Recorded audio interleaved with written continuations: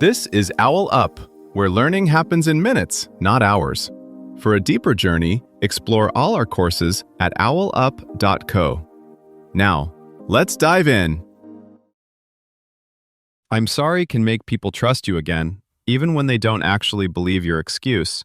That's how powerful the shape of an apology is.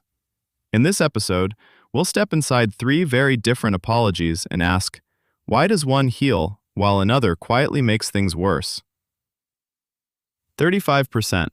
That's how much of the trust comeback in one major study was explained by a single ingredient of an apology, clearly accepting responsibility.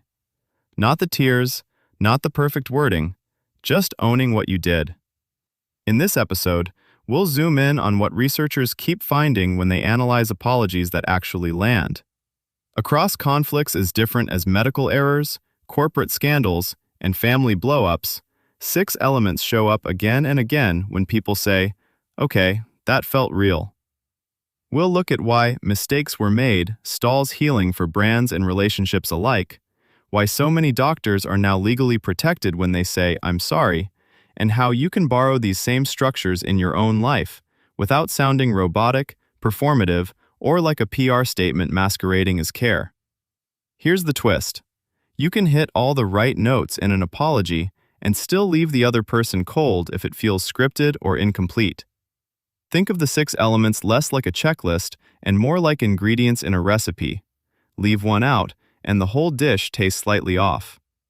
Research with hundreds of participants shows that people intuitively notice when a crucial piece is missing.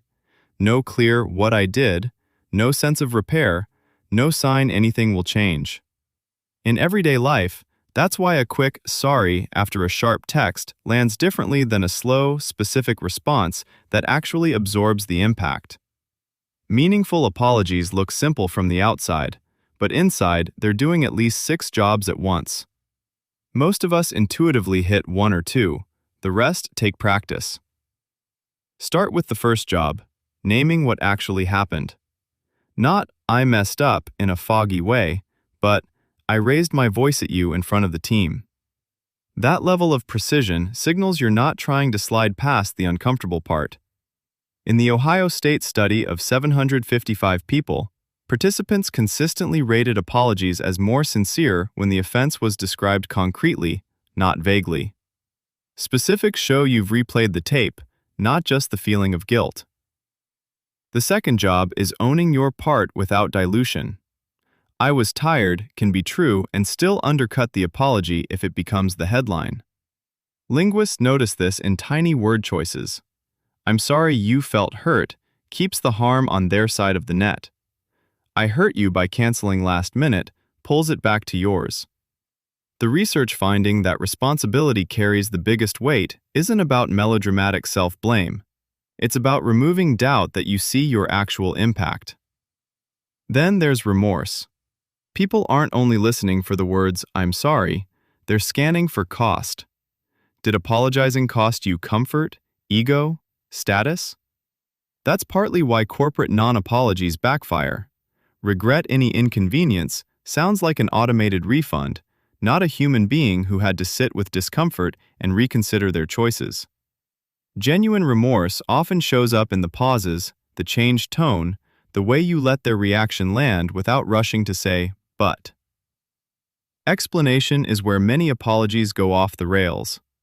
In lab studies, even a short, factual explanation helps people make sense of an offense, as long as it doesn't compete with responsibility. Here's what I was thinking, and here's why that was still wrong, keeps the focus aligned. The moment the explanation starts to sound like a closing argument, trust erodes. Think of the remaining pieces, repair and commitment to change, as the future-facing half of the apology. They answer 2 questions the other person may not voice out loud. What are you going to do about this? And why should I believe it won't happen again? In a way, a good apology is like renegotiating a contract after a breach. You acknowledge the violation, compensate the loss, and update the terms so both sides can decide whether to sign on again. All 6 elements don't need equal airtime every time. A minor slip might need only a quick, clear acknowledgement, and a small repair. A major betrayal asks for more depth, more proof, more time. The art is in matching the size of your apology to the size of the harm, while keeping those 6 jobs in the background as a quiet guide, not a script. Take a B2B SaaS tool that notices trial users frequently export CSVs within the first hour. That's a clue. Instead of building 3 new reporting widgets, they ship a tiny "Save this export as a recurring report" option to just 5% of accounts. When weekly active usage jumps in that slice, it's not just a win, it reshapes the roadmap toward automation rather than surface-level charts. Or consider a mobile fitness app seeing users repeatedly skip one workout type. Instead of deleting it, the team quietly tests new labels, duration options, and a beginner week path. They're not guessing at a grand pivot, they're running a string of small, behavior-level bets. Over time, that neglected workout becomes the backbone of a popular 21-day program, proof that the sharpest product moves often hide inside dull-looking metrics. Fast-moving teams will treat AI like an extra product manager, constantly surfacing, "Here's the next experiment," based on live behavior. Feature flags will shift from coarse on-off switches to something closer to dimmer knobs, quietly tuning flows per user, time of day, even device state. One tension: speed versus scrutiny. You might ship 10 micro changes before lunch, but regulators and users will still judge the sum of their impact, not the intent behind each tiny tweak. In practice, this means treating each release like a hypothesis about your user's future, not just a fix for their past complaints. As markets shift, new patterns emerge: silent churn, odd power user behaviors, surprising sales objections. Follow those breadcrumbs. Over time, your roadmap becomes less like a static blueprint and more like an evolving weather map. Try this experiment. Pick one small slice of your product, for example, just the onboarding flow or a single feature like saved searches, and ship a stripped-down MVP version of only that to 5 to 10 target users this week.